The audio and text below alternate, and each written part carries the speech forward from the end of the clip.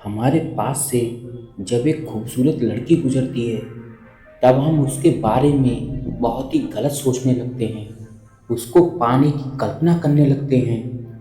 हम चाहते तो हैं कि ये विचार हमारे दिमाग से चला तो जाए, लेकिन वही विचार बार बार हमारे दिमाग में बिजली की तरह कौंध जाता है और हमारे दिमाग को अंदर से खोखला करता चला जाता है। क्योंकि जब काम वासना के विचार हमारे दिमाग में चलते हैं, तब कोई भी विचार हमारे दिमाग में आता ही नहीं है, क्योंकि उस समय हमारी बुद्धि भ्रष्ट हो जाती है। और दोस्तों, ऐसा कहा भी जाता है कि नाश मनुष्य पर छाता है तो पहले विवेक मर जाता है। इसीलिए ऐसा कहा भी जाता है कि जो आदमी काम वासना में पड़ जाता है, उस इंसान की ये तीनों चीज़ें चली जाया करती हैं: धन, तेज और शरीर।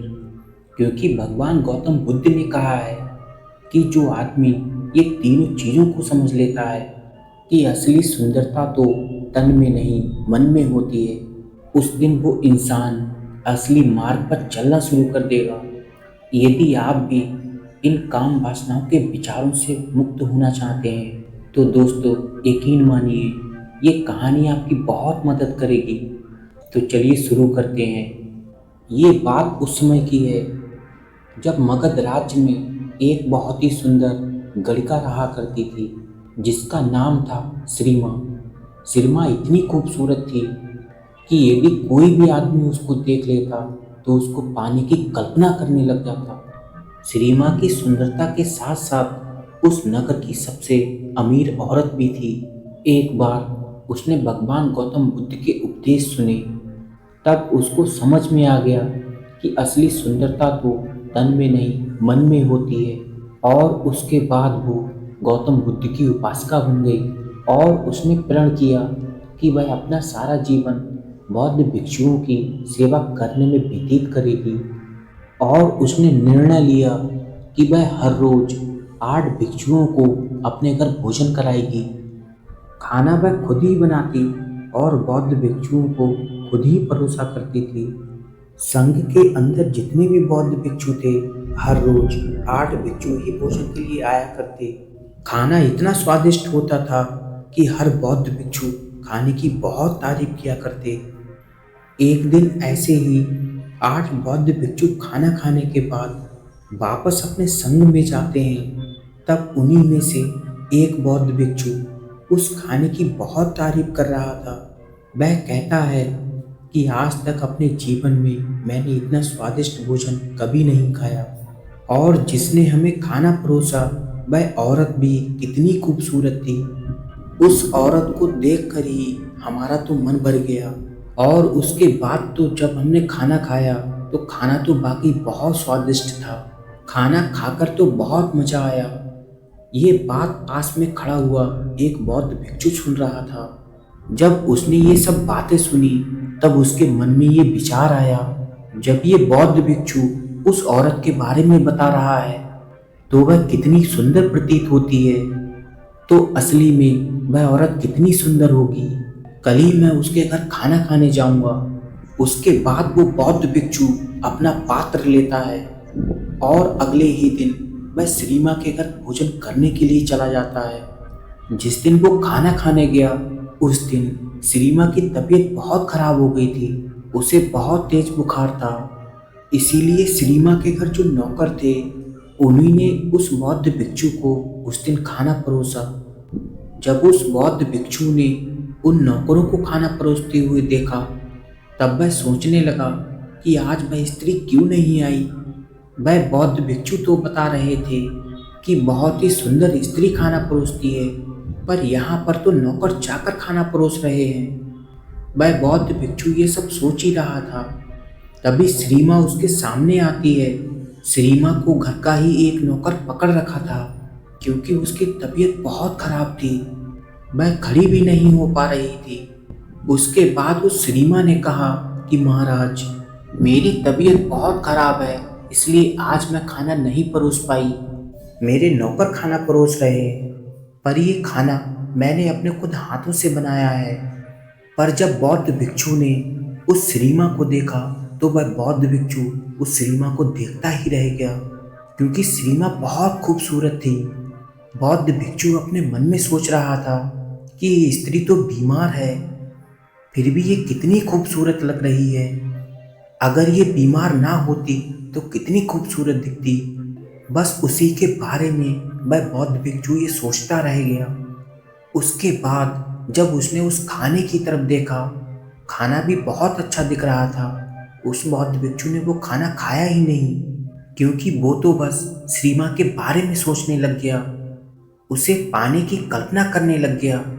उसके बाद वो बौद्ध भिक्षु उस खाने को लेकर संग में वापस आ जाता है और उस खाने को अपने पास में रख के उस खाट पर सो जाता है और केवल उस श्रीमा के बारे में सोचने लग जाता है कि वह स्त्री कितनी खूबसूरत थी। उसकी आंखें, उसके गाल, उसका शरीर, उसकी चाल, बस उसी के बारे में वह बौद्ध भिक्षु सोच रहा था। उधर गौतम बुद्ध को भी ये पता चल चुका था कि जो बौद्ध भिक्षु श्रीमा के घर खाना खाने जाते हैं, वहाँ से आने के बाद उनका व्यवहार थोड़ा सा चेंज हो जाता है। गौतम बुद्ध समझ चुके थे कि ये बौद्ध भिक्षु श्रीमा के आकर्षण में फंस रहे हैं, उनको पाने की कल्पना कर रहे हैं। इधर जब श्रीमा बुखार में तड़प रही थी तो वहीं पर उसकी मृत्यु हो जाती है। ये बात जब वहाँ के राजा बिम्बिसार को पता चली तो उसने ये समाचार तुरंत ही गौतम बुद्ध के पास पहुँचा दिया, क्योंकि वह बुद्ध की उपासका थी। उसके बाद बुद्ध ने कहा कि उसके शरीर को ना जलाकर एक मैदान के अंदर रखवा दिया जाए और उसके पास 2 से 4 पहरेदारों को रख दिया जाए, ताकि उसके शरीर को कोई नुकसान ना पहुंचा सके। बिम्बिसार ने ऐसा ही किया। 3 से 4 दिन निकलने के बाद बुद्ध ने बिम्बिसार को अपने पास में बुलाया और कहा कि पूरे नगर में ये ऐलान करवा दो कि राज्य के सभी लोग इकट्ठे होकर आखिरी बार श्रीमा के दर्शन कर ले और वो मैदान में पहुंच जाएं। नगर में रह रहे सभी लोग और संग में रह रहे सभी बौद्ध भिक्षु उस मैदान में पहुंच गए। सभी लोग मैदान में बैठे हुए थे और उस श्रीमा का शरीर बीच में रखा हुआ था। उसके बाद गौतम बुद्ध ने कहा कि ये वही श्रीमा है जिसको पूरे राज्य का आदमी इसको पाना चाहता था।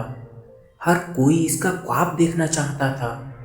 आज उन सबका ख्वाब पूरा हो जाएगा। आप में से जो कोई भी 100 सोने के सिक्के देगा वो गणिका के साथ एक रात बिता सकता है। जब बुद्ध ने ये बात कही तो कोई खड़ा नहीं हुआ। उसके बाद बुद्ध ने कहा कि कोई बात नहीं, चलो 10 सोने के सिक्के ही दे देना। तब भी कोई खड़ा नहीं हुआ। फिर बुद्ध ने कहा कि कोई बात नहीं, 1 सिक्का दे देना। तब भी कोई खड़ा नहीं हुआ।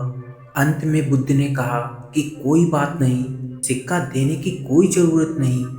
जो कोई भी श्रीमा के साथ रात गुजारना चाहता है वो खड़ा हो जाए और यहाँ पर आ जाए। उसके बाद भी वहाँ कोई नहीं आया। उसके बाद गौतम बुद्ध ने कहा कि देखो, ये वही शरीर है जो आप लोगों को मोहित कर रहा था, आप लोगों की बुद्धि भ्रष्ट कर रहा था। लेकिन आज देखो, इसके पास कोई नहीं आना चाहता, क्योंकि जो असली सुंदरता होती है वह हमारे मन की सुंदरता होती है, ना कि तन में। ये बात हर कोई जानता है। बौद्ध भिक्षु भी जानते हैं और नगर का हर व्यक्ति भी जानता है, लेकिन उसके बाद भी वो काम वासना में लिप्त हो जाता है। और जब इंसान एक बार काम वासना में लिप्त हो जाता है तो उसकी बुद्धि भ्रष्ट हो जाती है। वो ये सच्चाई जानते हुए भी तन के पीछे भागता रहता है। वो असली सुंदरता तो तन को ही समझ लेता है। ये सब बातें वहाँ पर बैठा पर बौद्ध भिक्षु भी सुन रहा था। जो श्रीमा को पाने की कल्पना कर रहा था, उसको पाना चाहता था। वह ये सोच रहा था कि जब उस स्त्री ने मुझे खाना परोसा था तो कितनी खूबसूरत थी, और आज देखो, इसके पास कोई जाना ही नहीं चाहता। वो ये समझ चुका था कि असली सुंदरता तो हमारे मन में ही होती है। हमारा शरीर उस खाने की तरह है। यदि अच्छा खाना बनने पर उसे तुरंत ना खाएं तो बासी होने पर उसमें कीड़े पड़ जाते हैं। उसके बाद गौतम बुद्ध ने कहा कि कि हमारा शरीर चाहे कितना ही सुंदर क्यों ना हो, हम इसको कितना ही सजा धजा के रख लें, इसको बूढ़ा होने से, इसको नाश होने से कोई नहीं रोक सकता। क्योंकि हम लोग तो तन की खूबसूरती को ही सुंदर मानते हैं और उसी के पीछे भागते रहते हैं। लेकिन दोस्तों, जिसने ये समझ लिया कि काम वासना तो केवल एक भ्रम है, उस दिन वो इंसान असली मार्ग पर चलना शुरू कर देगा और वो सब कुछ पा लेगा जिसे पाने की उसने कल्पना की थी।